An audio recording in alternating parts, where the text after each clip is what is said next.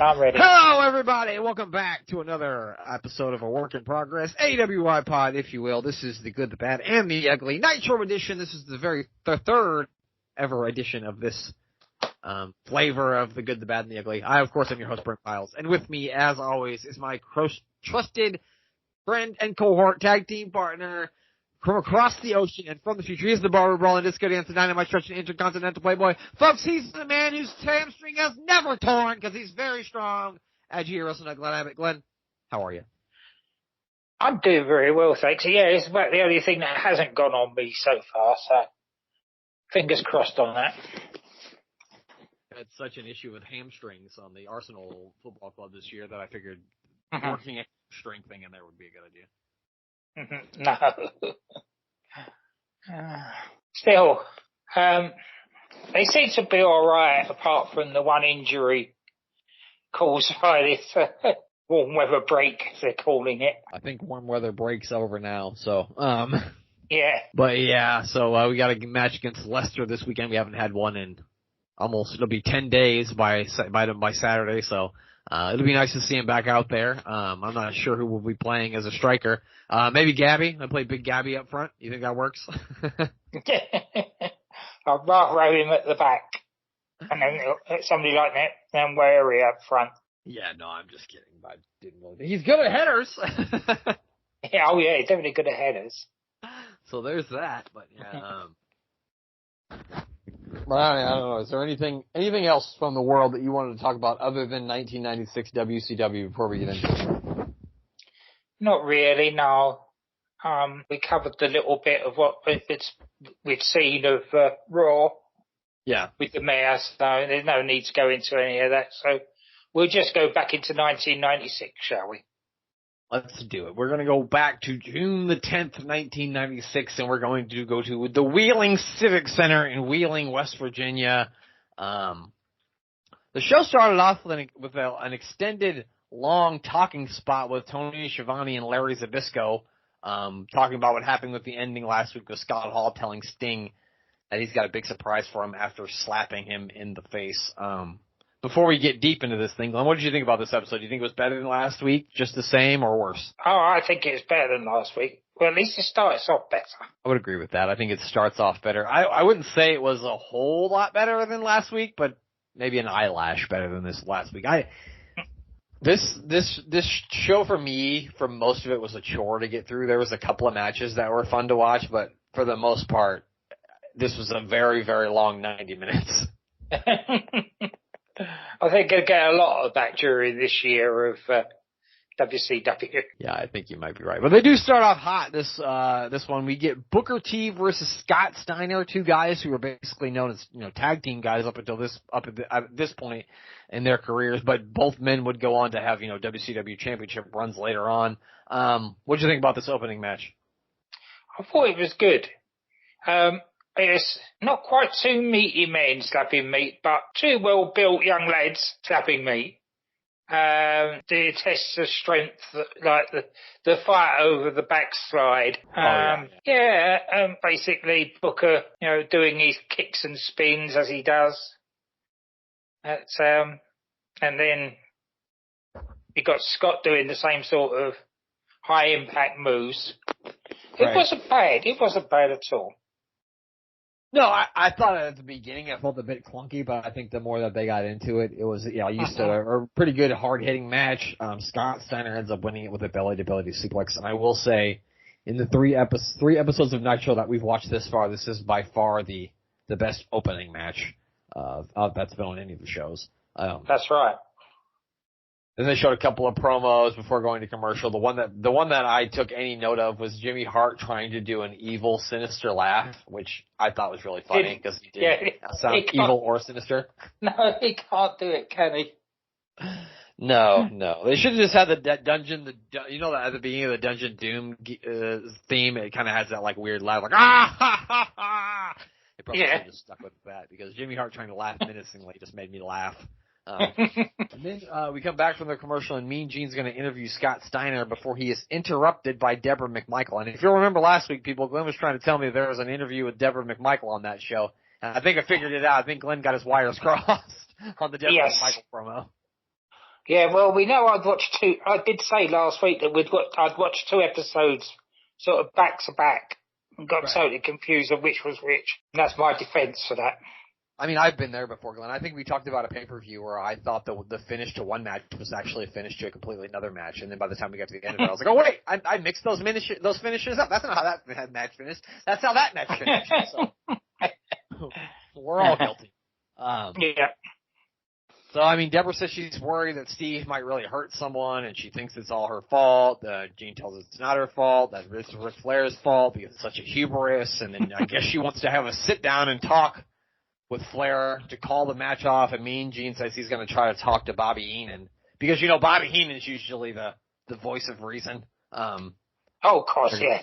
Yeah, they're going to try to get this thing worked out. I didn't have high hopes for this thing getting worked out. How about you? Not really. Seems to be a lot of nuts involved in this segment. There's a lot of interesting stuff going on in this. The next matchup is Diamond Dallas Page taking on Jim Powers, who's making his WCW Nitro debut. Wow, big time, huh? Jim Powers. Yeah, well pumped up Jim Powers too. Yeah, looking a little more jacked up than he did when he was in the Young Stallions, that's for sure. Definitely. This match was a lot like the match that he had with Craig Pitbull Pittman a couple of weeks ago, where it's basically it's a squash match, but like DDP gets beat up the whole time, and then he hits a diamond cutter out of nowhere and gets the win. Like that's basically all it was. That's exactly it. Yeah. Yeah, Diamond Dallas Page 1996 is not the Diamond Dallas Page of later years. I mean, he's got 10 gimmicks right now. I've got a note here that it was 406 minutes long, and it was too long for what it was. Yeah, that's fair. Yeah, I mean, it wasn't really a whole lot to it. It was, and the funny thing is, like, they're really hyping up the debut of Jim fucking Powers. Like, really? Jim Powers is what we're excited about? And then, also, they're pushing in the main event, we're gonna get to see Joe Gomez and the Renegade. Oh, fucking boy. Yeah, well, I can't wait for that. Yeah, luckily, we'll talk about that when we get there. We did video package reviewing the feud between Chris Benoit and Kevin Sullivan. I don't know why, because they showed us the exact same thing last week. So I feel like I keep seeing the same video packages every week. Again, all we can do, though, is compare it to what WWF are doing. I think I lost you there for a second. Are you back? Yeah, I'm back. Yeah, it's just I'll say that all we can compare it to is WWF at the same time. And they're doing exactly the same thing. With all these recaps and montages and week after week of the same. Yeah, no, you're absolutely right. Because WWE does do the same sort of shit. Especially if we went back and started watching 1996, I bet it was even worse than 1997. Yeah. After that, we get a video montage of Conan, who I guess is the United States champion at the time. We then get a promo. He's got a big title match coming up against. Do you remember who he said he was facing? It's someone I'd never heard this name before in my life. I don't remember who it was. El Gato. I never heard of him. Big selling point for a pay-per-view. 2 guys you've never heard of. Apparently, it's Pat Tanaka. Oh, okay. I'm familiar with Pat Tanaka. Not El Gato, but I know Pat Tanaka. Yeah. I think somebody was ribbing Conan and told him that it was El Gato. And it was like, all he's going to face is Pat Tanaka. Maybe El Gato is Pat Tanaka under a mask. We don't know. We'll find out next week when we watch the Great American fucking Bash. Yep. Then we get into a next matchup. It is Ming taking on the Stinger. I mean, obviously this match is going to be solid. You got 2 solid workers in there, but there wasn't really anything to write home about in this one. No. It's only got 3 minutes, just over 3 minutes long, which for those on another show, that could quite easily be a main event. Definitely. It was just, it seemed a bit contrived. It was short, but it's very contrived. I agree. Just to get Sting over, really. And the way that Sting put the Scorpion Deathlock on Ming was one of the weirdest things I've ever seen, because he knocked him off the middle rope. And then while Ming was laying on his stomach, he literally just grabbed his legs and wrapped him in the Scorpion Deathlock, which maybe he had done that before, but I'd never seen it, so it's just really weird. Yeah. It did look a bit. I think Bret Hart might have did that to Yokozuna back in the day, but that made sense because he wouldn't have been able to roll Yokozuna over, you know what I mean? That's right. Yeah. I mean, Ming does have a rather large caboose too, so maybe he could roll him over. I don't know. I know damn well I couldn't roll Ming over, so if you didn't want me to. I wouldn't want to get near enough to him to. Absolutely Stay not. well away. Yeah, no way. We then hear Mean Gene, who's in the back with Deborah and Bobby Heenan, and Bobby says something like, "Oh, now Deborah wants to talk to Flair. She's been talking to Flair all day and all night, and blah blah blah." And then they take her in the room, slam the door, and then all we hear is screaming. This doesn't age well. Yeah, the little note for this was, it seemed like apparently she got a look at Space Mountain and didn't like what she saw. Fortunately, that is exactly what it seemed like happened. And then I guess Joe Gomez and the Renegade happened to be in the wrong place at the wrong time, because then Flair and Anderson start beating them up in the hallway, which I don't know why they were just hanging out next to Arn and Flair's locker room. It was really strange to me. So now, unfortunately, Glenn, we will not get to see Joe Gomez and the Renegade in the main event. I know that breaks your heart. Yeah, I was really looking forward to that. Yeah, well. Then we go to another matchup. It is Dave Taylor taking on Hacksaw Jim Duggan. Can we say for the benefit of the listeners that this is Squire Dave Taylor? You're right. With Jeeves. So all this is the same match as last week with Regal and Duggan, but with the first reserve instead. Yeah, and you know, Duggan gets to win this match instead of lose it like he did to his lordship last week. I really thought it was funny when he knocked Taylor outside the ring and all the crowd starts chanting USA, and Dave Taylor gets this smug look on his face and he's like, "Never! Never!" And then he went on Winston Churchill on us and said, "We'll fight them on the beaches." Yeah, but Hacksaw Jim Duggan loads up the tape fist and punches Dave Taylor in the face, knocking him out. Did you ever do any boxing, Glenn? Are you ever a boxer? Did you ever do any boxing? No. Ironically, I didn't like being hit in the face. Not so ironically, because that's how I did was with a boot. So you'd rather be kicked in the face, yeah. Yeah, I'd rather be kicked in the face than punched. Especially when somebody's punching you and means it. Oh yeah, they're not, but they mean business, definitely. I just wonder, the whole, would putting taper on your fist really, load it up like you're punching somebody with holding a thing of quarters? I just don't think it would. Nah. I just don't think it's going to have any bearing on your punch whether your fist is wrapped in tape or not.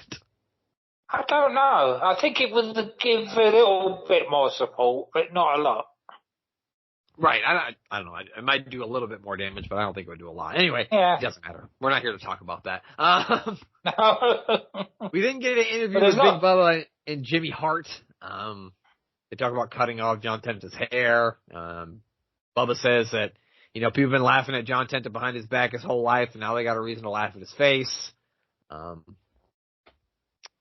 They're having a match, I guess, on Sunday at the pay-per-view, which I'm not that excited about. I do know for a fact, though, that at Bash of the Beats 1996, that Big Bubba and John Tenta are going to face off in a Silver Dollar City match, which involves both of them trying to get something that's on a pole.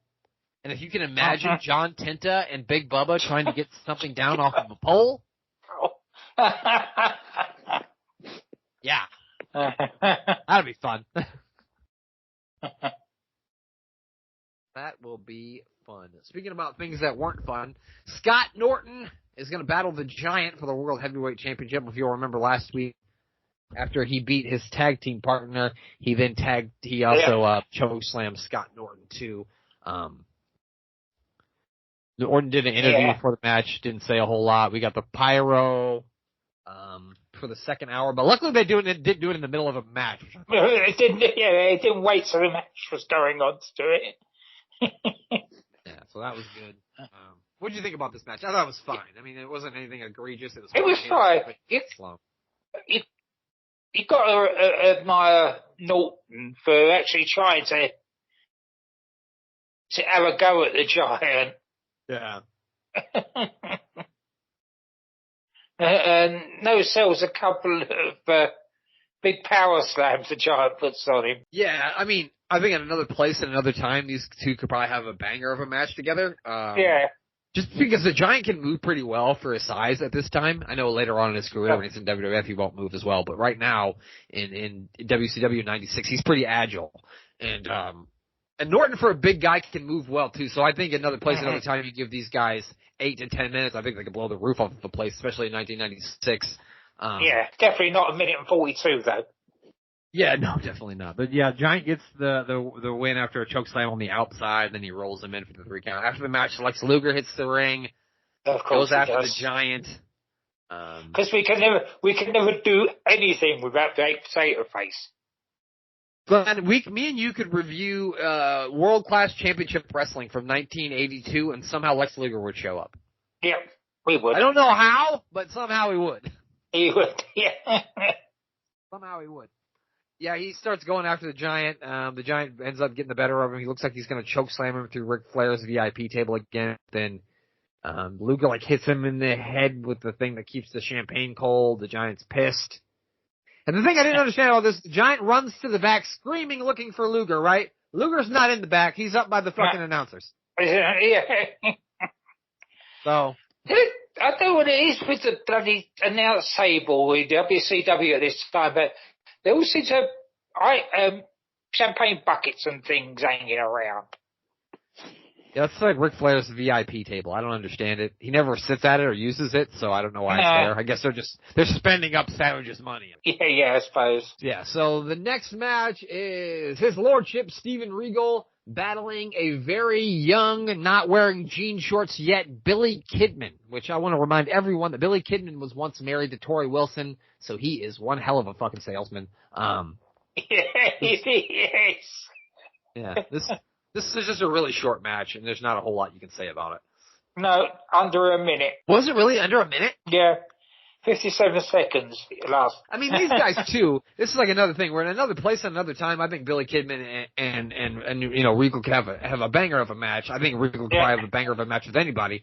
But it just wasn't going to happen on this night. Kidman got a little bit of offense. But then it ended when he missed a 450 splash, and then Kidman makes him submit to the Boston Crab. But then somebody showed up after the match. Who was that, Glenn? Oh, that was Sting, of course. He just slapped poor old Steven Regal and walks away. And of course you get the wonderful sort of dumbfounded and insulted look that only Steven Regal could give at that point. Yeah, I think Regal had slapped Sting on an episode of WCW Saturday Night a couple weeks earlier, and so I think that was maybe some payback that Sting was going to give him for, you know, being a dick. Yeah, so that was something, I guess. I don't think Sting and William Regal, I mean, I keep calling him William Regal because that's what we called him, you know. Yeah. For years. I don't think they have a match at the Great American Bash, so I don't really know why we're doing all this. No. But I'm going to check real quick just to make sure that I'm not completely wrong, but I don't think they wrestle. No, wait, yeah, they do. Never mind. I take it back. So they are doing this for a reason. Good. And that's something for us to look forward to because, I mean, I'm happy to watch Steven Regal versus Sting any day of the week, so that'll be fun. That's right. So that's something to look forward to. Speaking of something to maybe look forward to if you like brawls, the next match was definitely a brawl. It's the Nasty Boys versus the Public Enemy. It's St. Pissers United, this match. What did you say? It's St. Pissers United, this match. Oh, yeah, no, absolutely it is, yeah. Definitely is. The Nasty Boys versus Public Enemy. Wow. That is a great way to put it, Glenn. City versus Manchester United. That is great. Yeah. Manchester United are the Nasty Boys, and Manchester City are Public Enemy, of course. Yeah. That's great, Glenn. I like that. Great analogy. Yeah, like the Nasty Boys come out, and then the Public Enemy don't even waste any time. They don't even wait for their entrance. They come running out. And initially I thought this was a no DQ, no countout match because they were just brawling all over the place, but I guess the match hadn't officially started yet because they had like split screen, and I was like, man, this is going to be really hard to take any notes on if it's going to be a tornado tag team. But eventually they did get things calmed down and make it into a normal tag team match. I mean, I thought this was, it was at least entertaining, It was entertaining, yeah. Of course, you got Grunge is there in a cast, but he unwraps it at some point. And, it's just very funny. Of course, the cast gets used as a weapon when Sags hits a pump handle slam. Knobs looks to come off the top rope as the Nasty Boys did at that time. And then Grunge hits him with the cast. No, that was for a 2. Yeah. And they'll go rock to heads to the top. But Sags knocks him down with the trash can in plain sight. But the rest of this called a DQ. Yeah. I mean, up until this point, I would say this is the most entertaining match on the show. I'm not saying it's a 5-star classic or anything like that, but it was at least very entertaining and hard-hitting. It kept my eyes glued to the screen. Let's just say I wasn't checking my phone or looking at something else when this match was on. So that's at least a good thing.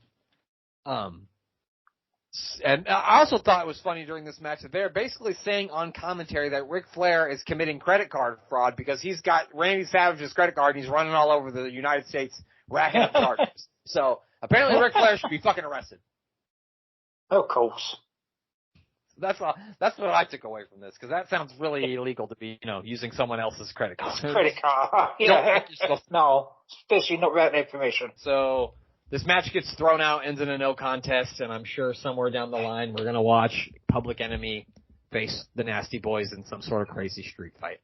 Yeah. It's got to be. We then see more training montage videos for Kevin Green and Steve Mongo McMichael, but this time Randy Savage shows up during training because he is going to be their coach against Flair and Anderson at the Bash. So, with Bobby the Brain Heenan as their coach.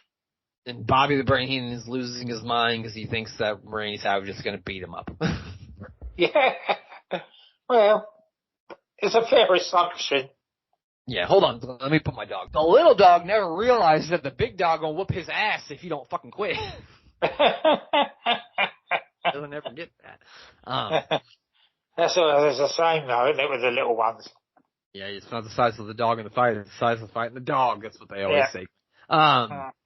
Next is, here we get the main event of the evening. Lex Luger and Sting graciously have stepped in for Joe Gomez and the Renegade. Luckily they're almost at the same level as Joe Gomez and the Renegade, so the fans can leave happy. I mean, I know the fans really came to the building hoping they could see Joe Gomez and the Renegade, their heroes.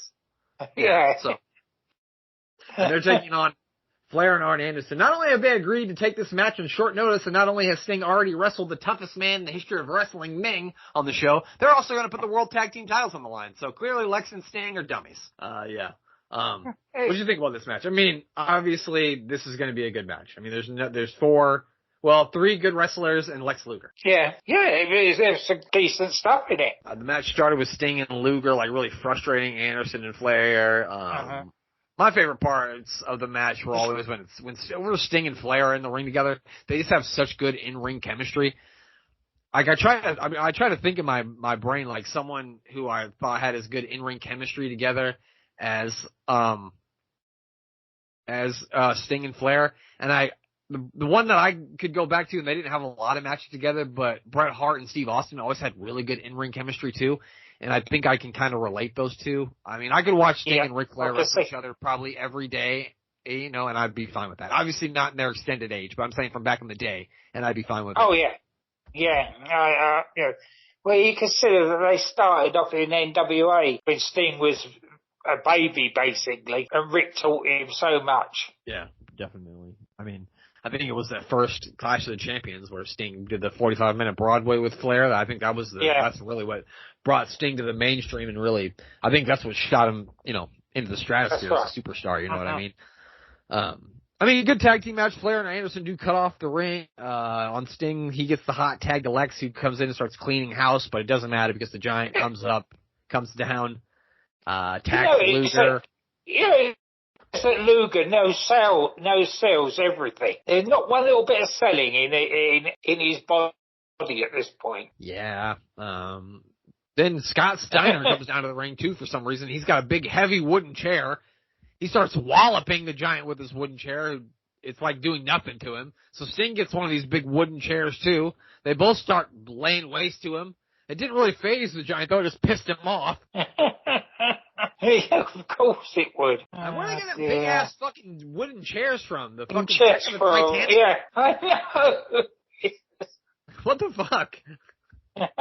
Yeah, Jimmy Hart gets the Giant out of the ring, and then they do a little interview, and he says Luger's a dead man. He wants the match on Sunday to be no rules, just the way he likes it, and then he promises that Luger will leave the Great American Bash on a stretcher. And then, of course. And then we get the biggest part of the night. Glenn, why don't you tell us about what happened to close the show here? Well, Heenan being Heenan spots Scott Hall coming up beside Bishop and runs away. Bishop is asking Scott Hall where the big surprise is. Scott says he's right behind you. He turns around and there's Kevin Nash. Kevin Nash standing there. Kevin Nash isn't known for, cutting good promos. I thought this one was really good. You've been sitting out here running your mouth for 6 months.